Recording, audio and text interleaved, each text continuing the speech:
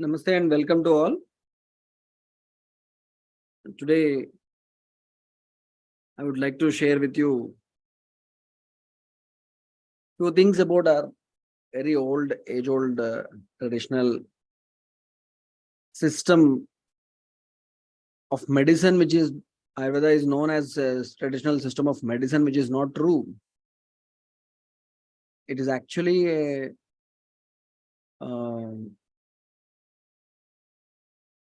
what we call science, which tells us how to lead a healthy life. Many people might not be knowing about it, but Ayurveda speaks volumes about managing our own health, how to stay healthy in spite of various limitations. So this is something which we all can be proud of. Let's give a moment to open PowerPoint.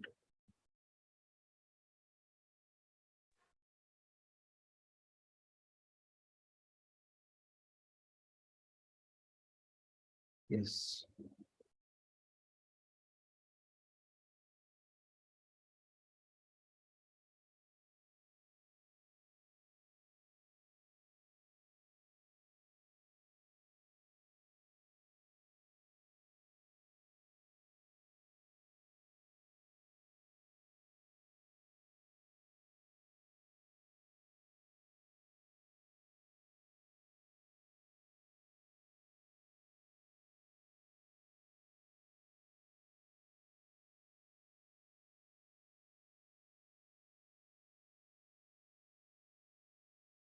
So Ayu is life, Veda is science or knowledge, and Ayurveda is the science of life, knowledge of life.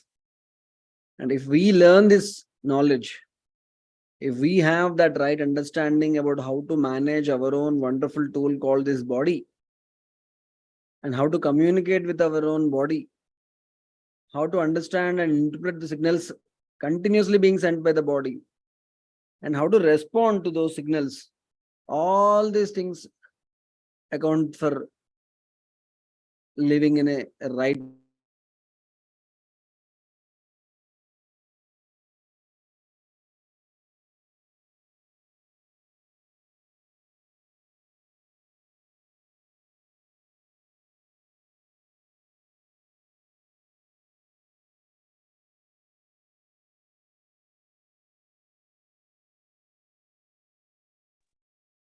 Sorry, I got a call, so I had to note the session. So it is very important for us to understand what body is trying to tell us, and it is also very important to respond to various signals we receive from our body, various different information we get from our body on day-to-day basis. Non-stop body tries to tell us in many different ways about the internal condition. So Ayurveda is more about establishing the connection between body and myself. I understand what body is trying to tell me, and I know how to respond, and I respond in the right way. That keeps me healthy always, without any kind of illness, without the necessity to visit a doctor, without the necessity to undergo some surgery or take some painkillers or other medicines. So to lead a life without the need for medicine, that is the goal, making people free from medicines. So prayojanam of the Ayurveda is also swasthasya swastharakshanam. The person who is already healthy, preserving the health of that healthy person, that is important thing. And Ayurveda is entire principles are based on this Panchabhutic Concept. It's not just in India, various other old traditions in Japan, China, Egypt, everywhere they have this their own Panchamahabhuta concept. 5 elements called Prithvi, Up, Tejo, Vayu, Akasam. Earth, water, fire, air and space. So this Adha Pinde Tadha Brahmande. As is the microcosm, so is the macrocosm. Whatever is there in the macrocosm, the same thing is also there in the microcosm. It is there inside our body also. In our external world, we can find this Prithvi, Ap, Tejo, Vayu, Akasa. And internally also we can find this Prithvi, Ap, Tejo, Vayu, Akasa. And the combination of these Panchamahabhutas results into a structural and functional part of our own body. These Mahabhutas, they work together to form certain tissues and organ systems. Normally, the structural part, the basic unit of every organism is a cell. There are organisms which have only one cell, and organisms like us with trillions of cells. But cell is the basic functional unit of a structural unit of our body, which contains this nucleus and all the genes, DNA, and so many other organelles like mitochondria, lysosomes, centrosomes, endoplasmic reticulum, Golgi apparatus, ribosomes, all these have their own set of functions. And an individual cell is like an individual organism with so many complicated functions. And cells, they come together to form tissues. And there are 4 different kinds of tissues: connective tissue, vascular tissue, adipose tissue, nerve tissue, like that. So these tissues work together to form an organ. And organs which are having a similar function, so a similar goal, they come together and form an organ system. So from cell to the organ systems together, they form the organism. So from cell to the organism, this entire structural part and the functional part is being controlled by Panchamahabhutas. So if you take this cell, tissue, organ system, and organism as a structural part of the body, Panchamahabhutas, they have permutations and combinations which form 3 dhatus: Vayu, Vata, Pitta, and Kapha. They comprise of this functional part of human being. There are 3 doshas: Vayu, Pittam, Kaphas, Trayo dosha samasrita. Vikrita vikritam dehe gnantite vardayam picha. When they are in the avikrita form, and which means they are in the normal, nice balance, harmony, when it's there between these 3 dhatus, then there is health. And whenever there is an imbalance in this Vata, Pitta, and Kapha, then there is disease. So Vata is a part of a functional part of the body which controls all the movements. Each and every part of the body, there will be movement. Whether body itself is moving, parts are moving, nerve signals are moving, blood is moving. Each and every cell there is movement. And all these movements are being controlled by Vata. Pitta is one which is responsible for the metabolism. So many chemical reactions take place inside the body: cellular repair, cellular rebuilding, and conversion of food into energy and tissues. All these chemical reactions which take place inside our body are being controlled by Pitta. And there is a different disturbance in Pitta, all these things will get affected. And there is a disturbance in Vata, movements will get affected. And movements, it's not just physically what we look at. There are so many internal movements which might get affected and cause disease. And then Kapha is a functional part of the body which controls the structural part, integrity of the body, strengthening of the whole body as a whole is together, because Kapha is controlling this togetherness, maintaining the whole body as one solid entity. So apart from Vata, Pitta, Kapha, we have Rasa, Rakta, Mamsa, Medo, Asti, Majja, Shukra dhatus, 7 dhatus.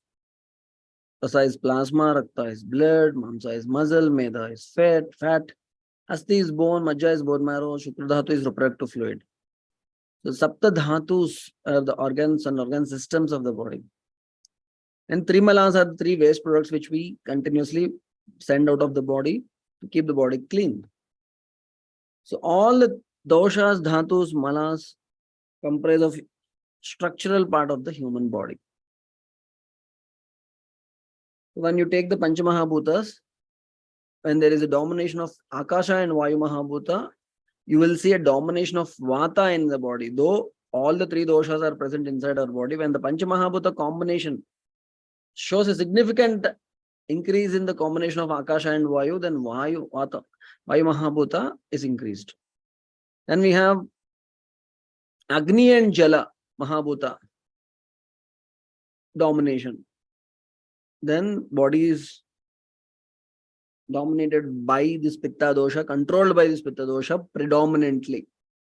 Still the body contains Vata and Kapha, but the predominant dosha will be Pitta.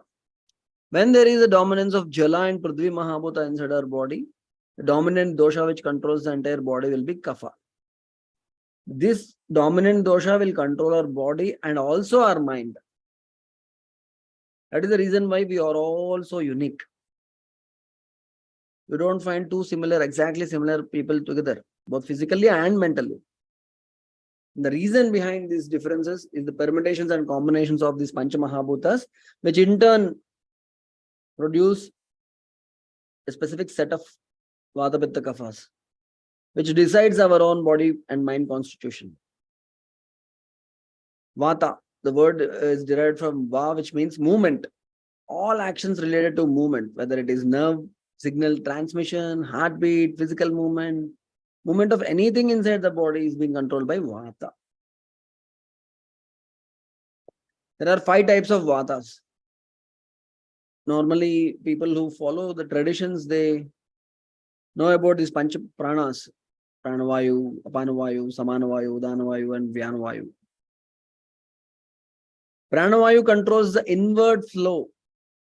Air moves and goes inside the body from outside.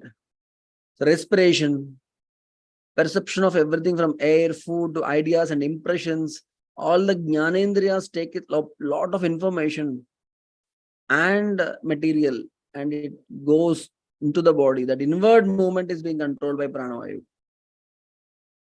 And then the downward movement is controlled by Apanavayu. It also controls the outward movement. Elimination of inward movement is controlled by Pranavayu and outward movement and downward movement is controlled by Apanavayu. Elimination of physical waste, elimination of unnecessary thoughts and all are being controlled by Apanavayu. Then we have Samanavayu, which integrates the flow of all these channels and corrects the digestion and assimilation and controls all these things. Samanavayu. Then we have Udanavayu. It is again about the ascending flow, self-expression, directs our energy towards higher levels of consciousness.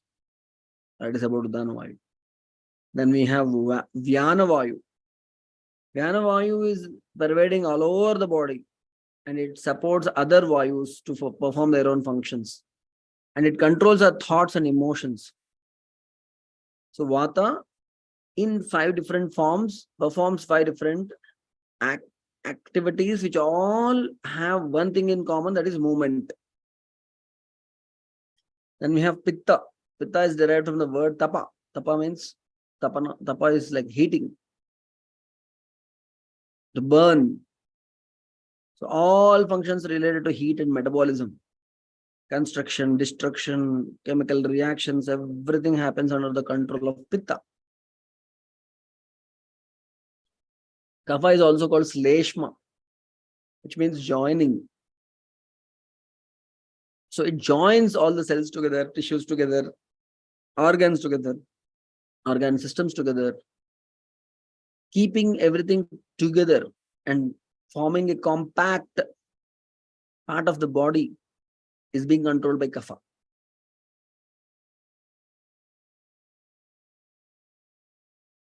So when you grossly try to understand where exactly kapha is located, no voice. Okay. Screen is not visible, voice is not there. Is it so, Parikshit Bhaiya? Everything is fine, Bhaiya. Your voice is also clear and yeah. Okay. Then Madan Singh ji, you log out and log in once again. So majority of the kapha is located in the thoracic and head region. Then in the middle part is dominated by pitta, though there are other vatas and kaphas. And lower part of the body is dominated by vata. So, and yes, what is health? Oxford Dictionary says health is absence of disease or infirmity. But in 1946, World Health Organization, they have added a new definition called a state of complete physical, mental, and social well-being, and not just the absence of disease or infirmity. And in 1998, World Health Assembly added a fourth dimension called spiritual well-being. So a state of complete physical, mental, social, and spiritual well-being, and not merely absence of disease and or infirmity is health. So very beautifully, Ayurveda describes health thousands of years back, and that holds good today also. Shushritacharya says, Samadosha samagnischa samadhatu malakriyaha prasanna atmendriya manaha swastha ityabdiyate. So we have discussed about the doshas, dhatus, and malas, and all are functioning in a right way. All the functions like appetite, digestion, excretion, circulation, everything is happening right way. All the tissues are functioning in a right way. And the malas are getting eliminated in a right way. Along with it, prasanna atma indriya manaha, our sense organs, our mind, and our soul, if they are in a state of well-being, in a bliss state, then we are considered healthy according to Ayurveda. That is a beautiful definition of Ayurveda, of health. So I am going to explain a very simple mechanism on which entire Ayurveda, Swastavrata, or a part of Ayurveda which speaks about health is based upon. I would like to explain this beautiful mechanism called circadian rhythm. Circadian rhythm was discovered long back. In 2017, three scientists, Jeffrey Hall, Michael Rosbach, and Matthew W. Young, got a Nobel Prize in Physiology and Medicine for their discoveries of molecular mechanisms which control the circadian rhythm. What is circadian rhythm? See, we have an internal clock that runs in the background of our brain, which tells our body what to do at what time. But this clock might get influenced by external environment. As Earth revolves around itself, various changes happen in 24 hours, like sunrise, sunset, increase in external temperature, which in turn stimulates various changes in the internal environment of the human body. These changes range from natural movement of bowels before sunrise, maximum secretion of digestive juices at noon when the sun is at its peak, production of energy, tissue building, and most important, cell repair work at night. All these things happen in a specific time. Every function happens in a specific time. And it is being influenced by the external environment. As I told you, Eda Prende Tada Brahmande. So external environment, including the solar cycle, lunar cycle, its movement, everything has a profound influence on our human body. So internal environment of human being, if it is synchronized with external environment and we plan a routine on the base of universal health principles, which tell us what is the right time to do all the activities we do whole day. That will help us maintain the harmony between our internal environment and the external environment surrounding us. And that keeps the human body healthy and disease free.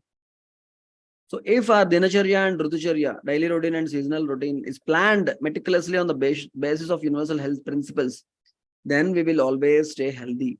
So this is what Ayurveda's contribution to this entire world. Ayurveda asks us to tune our circadian rhythm in such a way that we are always in tune with nature. And if that happens, we are always healthy. No need of medicine, no need of doctor. So circadian rhythm is also called as body clock. It is a term which evolved from scientific field of chronobiology. Circadian rhythms are internally driven cycles which regulate various physical and physiological and biochemical functions, processes in our body. And these cycles, they get reset daily. Every day morning when you wake up and open your eyes, the cycle starts. They move according to the Earth's 24-hour rotation. Human circadian rhythms are built in. However, they are stimulated and trained from cues in nature called Zeitgebers. Zeitgeber is an external cue which will train your circadian rhythm, which might shift your circadian rhythm, which might affect your internal body functions. And a natural Zeitgeber tries to synchronize your body's cycle with Earth's cycle. Natural Zeitgeber like light. If you wake up early in the morning before sunrise and just open your eyes, then it kickstarts the entire circadian rhythm. If we follow cues observed in nature and synchronize them with our behavior, our circadian rhythm will be in line with Earth's rotation. And we can maximize our health, mental illness, immune system, our awareness, and physical strength. But when we are out of sync with this rhythm, disease, and imbalance, if there is no sync, then there will be disturbance in the rhythm, there will be disease, there will be imbalance. Circadian rhythms never have an opportunity to regulate themselves. We have to train our body in right way. Get up early in the morning, eat in time, sleep in time, exercise in right time. All these things will keep our circadian rhythm functioning in tune with external nature. Traditional health practices like sleep hygiene, meditation, exercise, daily cleansing, all these things will help in maintaining and restoring our circadian rhythm. Paying attention to how your energy levels shift throughout the day can give you a better idea of when you might be at your best. And with regular practice, you will start experiencing more mental alertness in the morning. Because initially, when someone tries to get up early in the morning, they say that I'm a night owl. I can't get up early in the morning. I'm not a morning person. I feel lethargic in the morning. But with regular practice, you will experience more mental alertness in the morning, and it holds good for every one of us, irrespective of our own mental constitution, mind body constitution type. You can become fit enough to perform cognitively demanding activities during that time early in the morning. Changing your schedule to better match your daily rhythms with the Earth cycle, it might take some time, but it can ultimately lead to greater productivity and improved motivation. So for this, we need to inculcate a daily routine which is based on universal health principles. This is what Ayurveda speaks about. Ayurveda speaks about a daily routine which is based on universal health principles, not based on our own convenience or our own laziness. If you know, you have that knowledge, and with that knowledge, you train your body in right way, body will always stay healthy. But you need to gain that knowledge. It's not like I will give you knowledge or I will plan your day. I will tell you how to do, when to do, how to do. It is you who should plan your own daily routine according to your own mind-body constitution, according to your own habit and habitat, according to your profession. All these things have to be taken into consideration, and use these health principles to plan your day, plan your life, And once your circadian rhythm is always in sync with nature, you're always healthy. It's as simple as it is.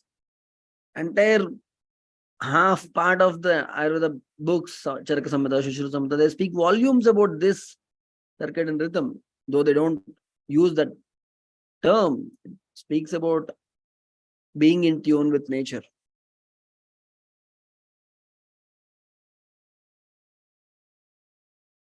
Few examples. How our biological clock functions. I spoke about Vata, Pitta and Kapha, and during the day and night, some part of the day and some part of the night, they're being controlled by Vata. For example, early morning 2 to 6 and evening 2 to 6.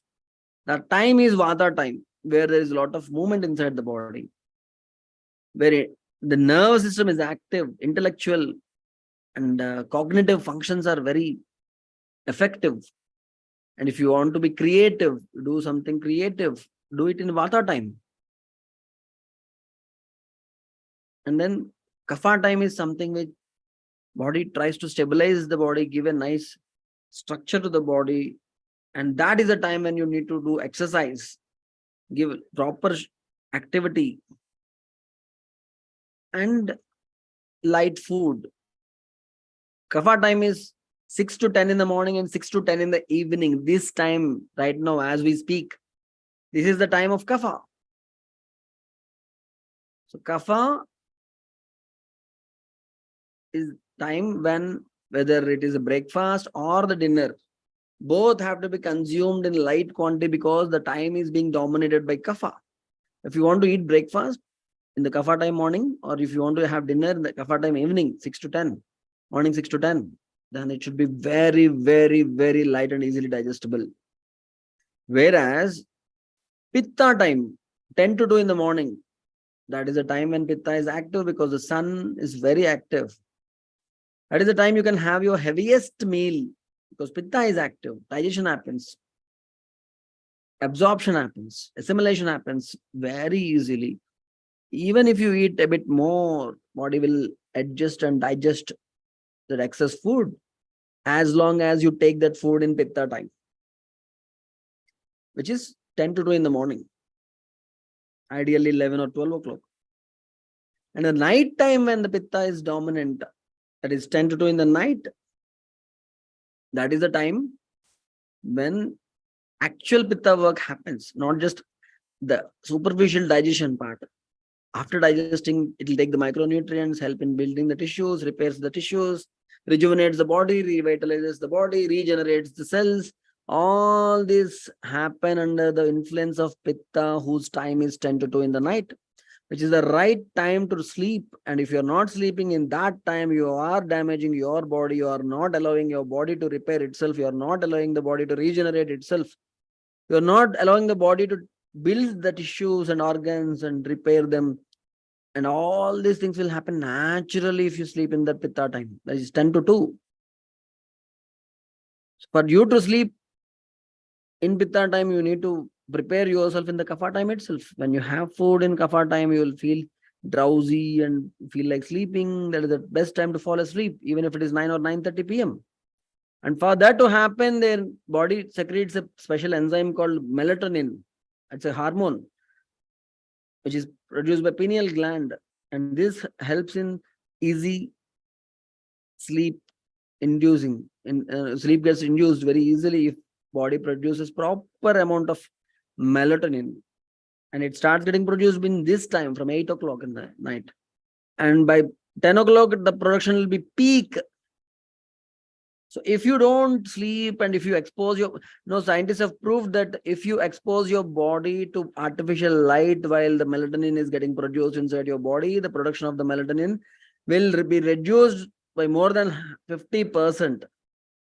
And there are so many diseases if you don't have proper quantity of hormone called melatonin.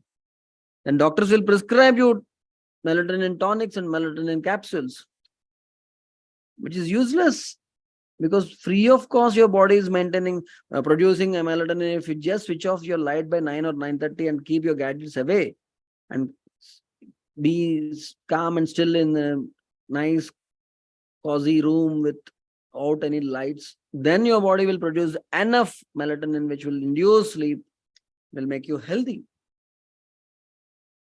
So we need to plan our life in such a way that our circadian rhythm is always in tune with external this world, external environment. Like these slides, actually, the first slide, this slide spoke about which part of the body normally Vata, Pitta, and Kapha are dominant. Then this slide shows which part of the day and night Vata, Pitta, Kapha are dominant. This slide shows about which part of the life Vata is dominant. Vata is dominant in elderly people. Kapha is dominant in young children. And Pitta is dominant in middle age. That is the reason why you see most of the Vata disorders in elderly people, pains and problems with mobility. And you see a lot of Kapha disorders in children with cold, cough, bronchial asthma, sinuses, blockage, and all those things because of the Kapha dominance. And then you will find Pitta disorders in middle-aged people with digestive disturbances, gastric ulcers, and other so many metabolism disorders. Because that is the time when that particular dosha is active, and if you don't maintain it in a right way, then it will disturb the whole balance. Naresh Kumar Garu is asking, is there any book for holistic health? Yes, we wrote this holistic health book. Myself, Dr. Sundaraj Perumal, my friends, Dr. Akhilesh and Dr. Sharmila Asthana, all three of us wrote this book called Holistic Health. The book, it was almost ready, but then there was some gap, and we are supposed to upload this book in the website of AICTE. There are like printing also will start very soon, and very soon we will provide you with the link to download the book. But before that, if you want to read something more about Vata, Pitta, Kapha and Ayurveda and its influence, how Ayurveda can help you stay healthy, I will suggest a very, very wonderful book, my favorite book, Perfect Health by Dr. Deepak Chopra. I'll just type it in the chat window. Name of the book is Perfect Health by Dr. Deepak Chopra.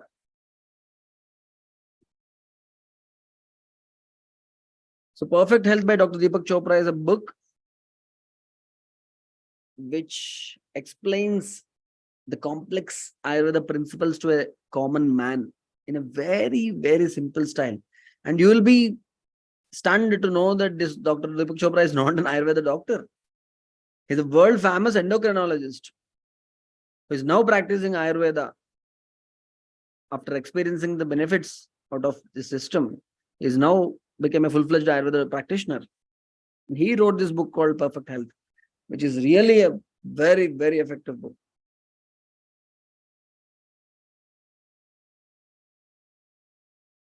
Yes, Sanjukta Sarangi ji is speaking about another book called Restful Sleep. Yeah, there is Perfect Digestion, Perfect Heart, Ageless Body, Timeless Mind. So many important books on human health written by Dr. Deepak Chopra. I recommend all of those books. Without a lot of scientific jargon, he explains in a very simple way how to stay healthy. And while the digestion is happening, just before digestion, body is being dominated by kapha. That is the reason why you feel drowsy after eating food. During the digestion, pitta dominates the body, and after digestion, vata dominates the body. So I've told you that any Ayurveda book contains a lot of volumes of literature about Swastha Vrittam. Swastha Vrittam is how to maintain health of a healthy person. And it is divided into three parts: Dinacharya, Rutucharya, and Sadvrittam. Dinacharya is what we do from morning to night continuously, including waking up in Brahmi Muhurta, cleansing our all tissues and sense organs and body, in each and every organ of the body, for all those things, what we have to do, how to strengthen the body, practicing vyayama, pranayama, yoga, dhyana, and then nourishing the body, all these things from morning till night, the whole thing, specific set of principles which will help us understand the right way of living throughout the day and help us plan our own daily schedule. That is Dinacharya. Then we have Rutucharya, where we understand how to calm down the disturbances which happen when we travel from one Rutu to another Rutu, one season to another season. The drastic changes in the external environment will affect the internal environment, and how to maintain this internal environment in such a way that we will not experience any kind of disease due to change in the season. That is entirely about Rutucharya. And then Sadvritam is more like universal human values, where we practice living as a social being and also in a state of spiritual well-being, how to understand the purpose of life and how to reach there, how to travel, and how to handle various people in our own life whom we come across in our journey, how to maintain good relationships with them so that we will always stay healthy and happy. That is about Sadvrta. So if we follow Dinacharya, Rutucharya and Sadvrtam, we will always stay healthy. That is what Ayurveda promises us. So most of the holistic health which we are discussing is based on these principles. For example, the first thing we do early in the morning is waking up. Ayurveda says, Brahmi Muhurte Uttishtet Swaste Rakshardama, Swasto Rakshardama. If you want to keep yourself healthy, then get up in Brahmi Muhurta. That is the one thing which can be the foundation for your perfect health. Getting up in Brahmi Muhurta. Brahmi Muhurta is almost 3 hours before sunrise to 1.5 hours before sunrise. Sorry, it's not 3 hours exactly. Brahmi Muhurta is the 29th Muhurta of any day. We divide each day as 30 Muhurtas. Each Muhurta is 48 minutes in length. So from sunrise today to sunrise tomorrow, one day, and we divide this day into 30 Muhurtas. Just before sunrise, so for example, 6 o'clock is the sunrise time. 5:12 to 6 o'clock, 30th Muhurta, and before that 48 minutes, the 29th Muhurta is Brahmi Muhurta. So lot of research went into what happens if you get up in the Brahmi Muhurta. They did a lot of research on kids, on other people, intellectuals, everyone have shown that people who rise early are both physically and mentally fit and healthy compared to people those who get up late in the morning. And these researches happen not in India but in Western countries, European countries, where getting up early, getting up late in the bed is not a taboo. Still there they have proved that getting up early in the morning is very effective in solving most of the health problems and also most of the psychological problems. Dr. Madan Singh ji, you have a question?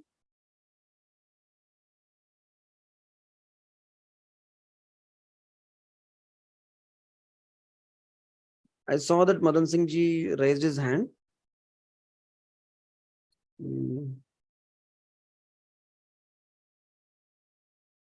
Okay, I'll give you the mic. So you switch on your mic, sir.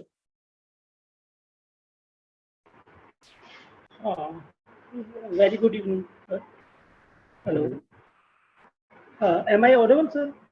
Yes, you are audible, Madan Singh ji. As you have told me, sir, that we should wake up in Brahma Muhurta. Yes. Before doing UHV, I was waking up around 7 o'clock. My actual office hours is around 9 a.m. So I wake up early 6:30 to 7. But when I join UHV and after completing UHV 1 and 2nd, I Okay. started morning session, and I wake up early morning around 5 a.m. and started taking morning session 5:30 to 6:30 and 6:30 to 7:30. But Yes. after uh, 14 or 15 days, I was not feeling well. So Okay. I stopped it for 1 week. Then Uh-huh. I feel relaxed. So please kindly, what was the problem? Please. See, when your body is tuned to a set of time when you wake up, and suddenly you change the time, suddenly from 7 to 5, you change the waking up time. Body will have its own, withdrawal symptoms, which make you feel weak because your body is not used to waking up early in the morning. So you might feel disturbed and weak during that time.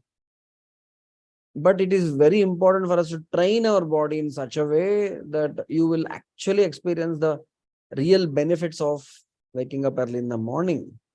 And when you say waking up in the morning, it's not just putting an alarm and waking up early in the morning. You need to prepare your body and mind in such a way that you wake up easily, comfortably out of your bed. You'll jump out of your bed the moment you listen to the alarm. And that will happen if you eat very light food in the evening, that to sattvic food. Don't eat heavy food and don't eat very late. And then you should not sleep immediately after consuming food. You need to give a gap of at least 1.5 hours to 2 hours. Then you meditate and sleep very early, and then get up early in the morning and again start with meditation. So this is how you tune your body into the right schedule. Initially, you might feel the disturbance. For that, you need to give extra rest to the body. If you are sleeping at the same time and getting up early, then body will have its own repercussions. So to reduce those repercussions, you need to practice pranayam, dhyan, do some physical activity, and sleep early. For that, sleep early, eat early. All these things will help us get up early in the morning without any difficulty and experience the bliss, experience the real strength of you can tap into the unexplored hidden potential of your body if you start getting up early in the morning. That I know with experience because I helped so many patients to get up early in the morning, because they to think that if they get up early in the morning they might feel weak, lethargic whole day, which is not the truth. It might be true for some days, but after a period of training, you will be able to experience the real value of Brahmi Muhurta, Utthana. Madan Singh, Yes, yes, sir. I am totally agree with you. I think that I am 48 years old, and from my school days, I studied in government schools, and my school was for second hour. First for girls for second hour means my school was from 1 p.m. and also my college was in the evening. So matlab up to 47 years, I can say that I never wake up before 6:30. Now, suddenly I am changing it, but as you have said that I will sleep early in the night. I will sleep around 10 o'clock. Uh, One thing is that I am waking up myself without an alarm. oh, great. हाँ means I alarm मतलब ये लगा लिया alarm बाद में बजता है मैं पहले उठ जाता हूँ पर वो मेरे को आई वाज फीलिंग ना थोड़ा सा discomfort but I know that early morning means health is wealth तो दैट इज वाई और आगे तो अब एज बढ़ती जा रही है तो इसलिए ये बहुत ज़रूरी भी है मेरे लिए कि मुझे जल्दी उठना चाहिए और अर्ली मॉर्निंग उठने से I get enough time Yes. और energetic So I will certainly develop a routine so that I Yes. may wake up early in morning. Thank you, sir. Great, sir. Great, Madan Singh ji. The right approach. Ekta Singh ji, you want to ask any question? I can see your hand Hello, raised. sir. Yes. I just want to make sure Brahma Muhurt and Brahmi Muhurt both are same or Both are synonymous? same. Both are same. Thank you. They say Brahma Muhurta, they also say Brahmi Muhurta. Brahmi is related to Brahma. Dasharadhi is the son of Dasharatha. Means Dasharadhi is related to Dasharatha. Similarly, the Muhurta, which is related to Brahma, is Brahmi Muhurta. Thank you, sir. Welcome. Ma'am.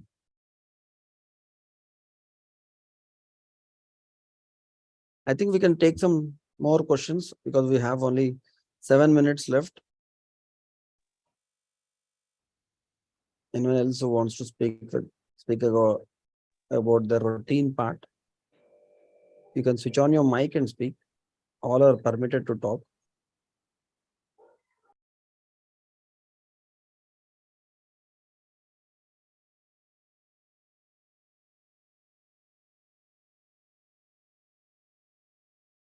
So I think you can put your hands down, Madan Singh ji and Ekta ji. Just one question. Yes. So, Vata, Pitta, Kapha, these three are the dosh. What I came to understand that these will cause some or other disease. But when Basically, they actually maintain health. These three. They cause the disease when they are in a state of disturbance. Okay. But I'm from a pharmacy background, and when we study pathophysiology, we've never had any term which is related to these three, Yes. neither of Vayu nor of Pitta or yes, cough we can correlate to respiratory diseases. And No, we should not correlate Vata Pitta Kapha to diseases. okay. We need to correlate these three as the driving forces behind whatever is happening inside the body. If you see some movement happening inside the body, it is because of Vata. And that's natural. Any movement, whether the movement in nerves, and the nerves are carrying some signals from the brain to parts of the body, this movement is happening under the control of Vata. Or your muscles are moving, you are moving your limbs, you are moving your lips, you are moving your all parts of the body, it is happening because of Vata. And so many things inside the body are also moving continuously. The whole movement part is being controlled by Vata. Similarly, the metabolism part, all the chemical reactions happening inside the body, breaking down of molecules, building of tissues, all these chemical reactions, they happen under the control of Pitta. And then holding these cells together, tissues together, organs together, structural resilience is being provided by Kapha. And these things happen when Vata, Pitta and Kapha are in balance in their own state, in their own place. And these doshas, they get aggravated and they get disturbed and disturb other doshas also. They come out of their place, they travel throughout the body, which is different from their own regular place, seat of their own activity. They go to different places and cause different disturbances in different parts of the body and cause diseases.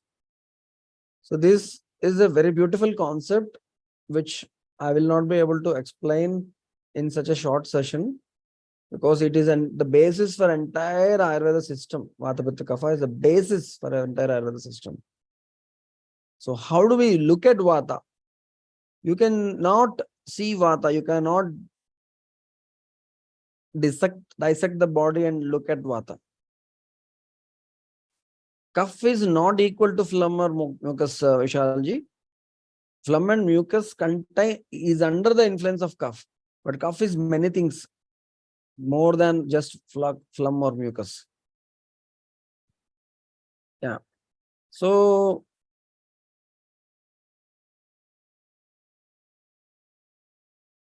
does vegetable and grain store or three within, or is it the way we consume leads to effect? What effect, Renuka ji? I couldn't understand the question.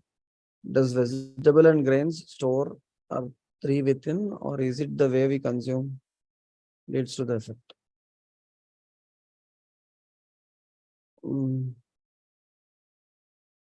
Actually, vegetables and grains, they nourish our body, nourish each and every dhatu of the body, and the whole mechanism of consumption, digestion, assimilation, absorption are under control of Vata Pitta Kapha. So, when these Vata, Pitta and Kapha are out of balance, then you find diseases. When the Kapha is out of balance, then you find a lot of mucus accumulation, sinuses getting blocked, and obesity, atherosclerosis, so many places, the deposits, wherever you see, all these things are under the influence of Kapha. And that is because of the disturbance in Kapha. When you bring it back to the balance, all these disturbances will subside. What can be done for kidney stone? Asks Smita Singh. Kidney stone is like, it's not a complicated problem where these deposits that need to be liquefied and brought out of the body with simple medicines. Even very large stones also get dissolved within maximum 2 months. Small stones will get flushed out within 15 days if you drink proper water and consume simple medicines. Ekta Singh ji is telling, I try to correlate the cough of English terminology with Ayurvedic kapha. Okay. So kapha and balgam or phlegm are related, but kapha is not balgam. Kapha is not phlegm. Kapha is the force behind the formation of this balgam, mucus, and all those things.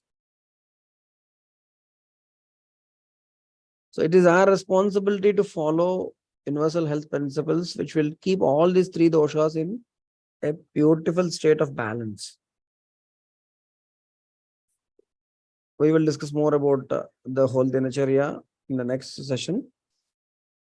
This present slide shows about cleaning the body, cleaning your mouth, oral cavity, cleaning your eyes, cleaning your ears, cleaning your skin, cleaning different organs of the body.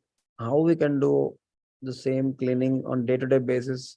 For every cell of our body, we can clean, we can remove toxins, provided we have enough time for ourselves. Unfortunately, nowadays, people don't have any mechanism to regularly cleanse their body and get rid of the toxins so that they will stay always healthy. Body tries to get rid of some toxins, but we will not help the body to get rid of the toxins because of our sedentary lifestyle and unhealthy food and a lot of stress. This will produce lots and lots of toxins which need to be removed. Then we come into the picture. When you are unable to do it by yourself, then we come and do it for you in the form of panchakarmas, pipe cleansing therapies. Sunita Singh is asking, can you please suggest medicine for kidney stone? I am just writing my email ID, madam, here.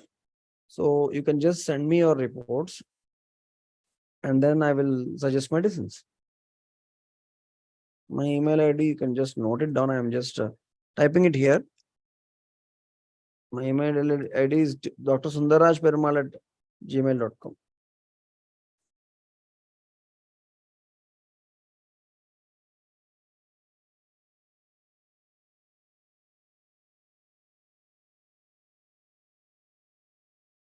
That is my email ID, drsundarrajperumal@gmail.com. Please send your reports. I'll send a prescription to dissolve these kidney stones. Nothing to worry about. It's a very minor problem. It will be easily solved with simple medicines. So I think we have crossed the limit, and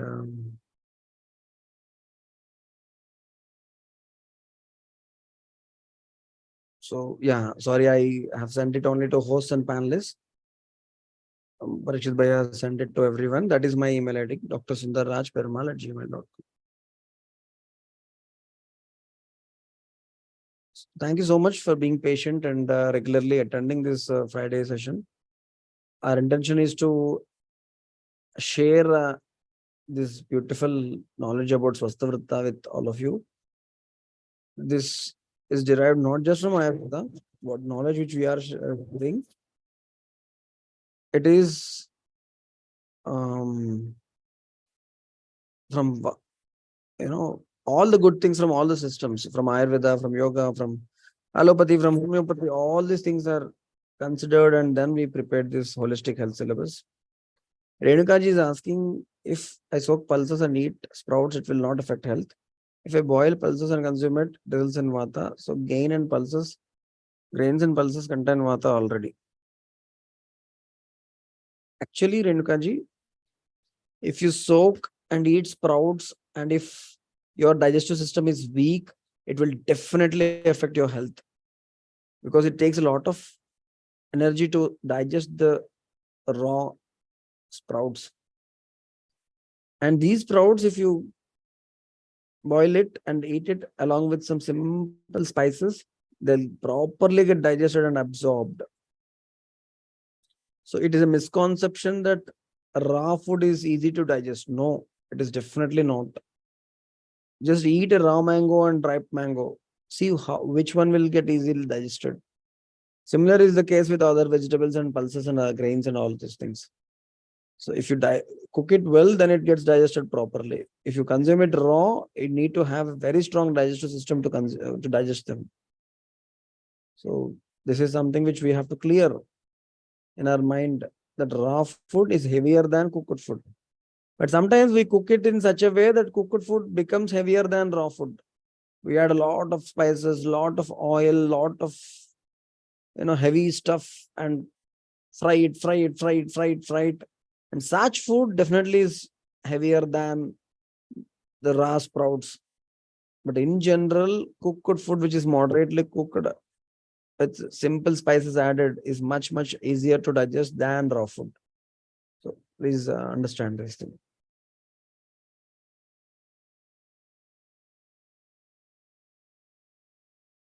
So Parikshit Bhaiya? Nice way. It was really enriching session, and all of us get enriched with this information, this knowledge, and this certainly going to help us. And we like to listen to more and more. But let's respect the circadian rhythm, and let's call it a day. And we'll certainly meet again for such healthy discussion. So thank you, everybody, and thank you, Sundar Bhaiya, again. Namaste, everybody. Namaste. Thank you.